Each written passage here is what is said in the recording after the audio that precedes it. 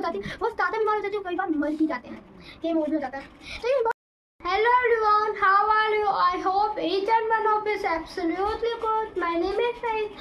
आज हम हमारे क्लास में पढ़ने जा रहे हैं क्लास 8 का चैप्टर नंबर 2 में फूड पॉइजनिंग के बारे में पढ़ने जा रहे हैं। फूड पॉइजनिंग के हमारे प्यार इस क्लास में। तो मान लो आपका दोस्त एक बर्थडे पार्टी में जाता है, दूसरे दोस्त की बर्थडे पार्टी। मान लो आप अपने दोस्त की बर्थडे पार्टी में जाते हो, आप वहाँ पे बहुत सारा खा लेते हो और कुछ खराब मतलब खाना खा लेते हो, फिर आप बीमार हो जाते हो, वो मैं नहीं खड़े रह सकते हो, खराब तो तभी फिर आप क्या करोगे, फिर डॉक्टर के पास जाओगे। तो डॉक्टर ने आपको क्या किया कि आपको फूड पॉइजनिंग हुई है। तो फूड पॉइजनिंग क्या होता है, तब जिस फूड को आप खाते हो वो या तो स्पॉइल हो रखा हो माइक्रो ऑर्गेनिजम्स के द्वारा, जिस फूड को आप खाते हो वो स्पॉइल हो रखा हो माइक्रो ऑर्गेनिजम्स के द्वारा, उसे फूड पॉइजनिंग कहते हैं।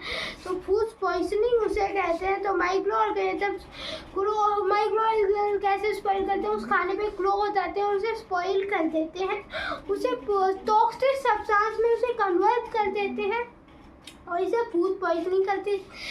और फिर वो खाना तब हम खाते हैं तो हम बीमार हो जाते हैं, फिर डॉक्टर हमें एंटीबायोटिक्स या मेडिसिन्स देते, फिर हम वापस ठीक होते हैं। तो इससे क्या होते हैं, सीरियस इलनेस भी हो जाती है, बहुत ज़्यादा बीमार हो जाते हैं, कई बार मर भी जाते हैं, गेम ओवर भी हो जाता है। तो ये इम्पोर्टेंट है कि फूड को प्रिजर्व करें। तो फूड पॉइजनिंग तो तभी नहीं होगी ना कि फूड को प्रिजर्व करेंगे तभी फूड पॉइजनिंग से बच सकते हैं, वरना तो फूड पॉइजनिंग होगी ही। तो इसके लिए हम क्या कर सकते हैं, इसके लिए फूड प्रिजर्वेशन है। तो अब हमने चैप्टर 1 में बताया है कि तो स्टोरिंग है फूड की, मतलब क्लेन की स्टोरिंग के बारे में पता, सिलोस वगैरह में इनमें स्टोर करते हैं। तो ये कुक्ड फूड की स्टोरिंग को कैसे करते हैं आपको, तो आपको पता है कि तो अगर आप प्लेट रख दो बाहर तो उसके ऊपर मॉइस्ट कंडीशन के कारण उस पर फंगस ग्रो हो जाता है, फंगस का अटैक हो जाता है। तो माइक्रो ऑर्गेनिजम्स होते हैं वो हमारे फूड को स्पॉइल कर देते हैं। तो स्पॉइल वो फूड होता है वो क्या करता है, बैड स्मेल इमिट करता है और टेस्ट भी ख़राब हो जाता है, बैड स्मेल और टेस्ट भी ख़राब हो जाता है स्पॉइल फूड का। तो स्पॉइल फूड है, इसकी कोई केमिकल रिएक्शन होती है। तो मान लो अब आप अभी गर्मी का मौसम है, बहुत गर्मी है, मई का महीना है, तो आप मान लो कि आप आम लेके आए, मैंगोस लेके आए अपने घर पे और आपने कुछ दिन नहीं खाए उन्हें, मैंगोस का आपने कुछ दिन नहीं खाया, ऐसे ही रखे रहती है। तो आप देखोगे कि वो ख़राब हो जाएंगे और स्पॉइल हो जाएंगे वो मैंगोस।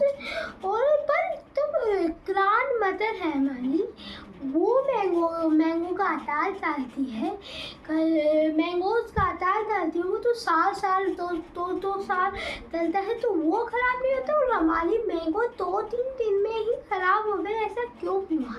तो हम इसके बारे में भी बताएंगे कि वो लॉन्ग टाइम तक क्यों चले, कैसे चले, क्या हुआ। तो आप इन मेथड्स के बारे में बताओगे।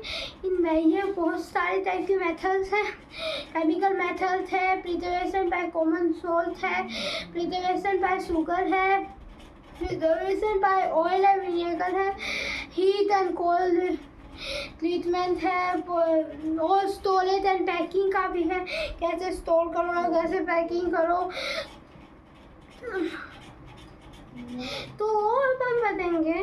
तो सॉल्ट मैं आपको केमिकल प्रिजर्वेशन या सॉल्ट और ईथेबल ऑयल्स हैं, वो क्या होते हैं, कॉमन केमिकल्स होते हैं जो यूज़ किए जाते हैं पीकल को प्रिजर्व करने के लिए, उन्हें प्रिजर्वेटिव्स कहते हैं। तो ये प्रिजर्वेटिव्स होते हैं वो ऐड किए जाते हैं सॉल्ट और एसिड प्रिजर्वेटिव्स की तरह ऐड किए जाते हैं पिकल में, अटैक से प्रिवेंट करने के लिए, माइक्रोब्स के अटैक से प्रिवेंट करने के लिए।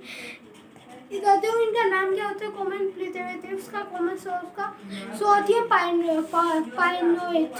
पाइथोनेट एंड सोडियम मेटापाइसल्फेट, सोडियम मेटापाइसल्फेट, और ये कुछ कॉमन प्रिजर्वेटिव्स हैं। तो ये यूज किए जाते हैं डैम्स में, स्क्वैश में, स्पॉइल ना हो इनके अटैक से, माइक्रोब्स के अटैक से बचाने के लिए। अगर मेरी वीडियो अच्छी लगे तो सब्सक्राइब कर देना, अगर ना लगे तो भी कर देना, ऐसे रीचिंग कर देना। Thank you.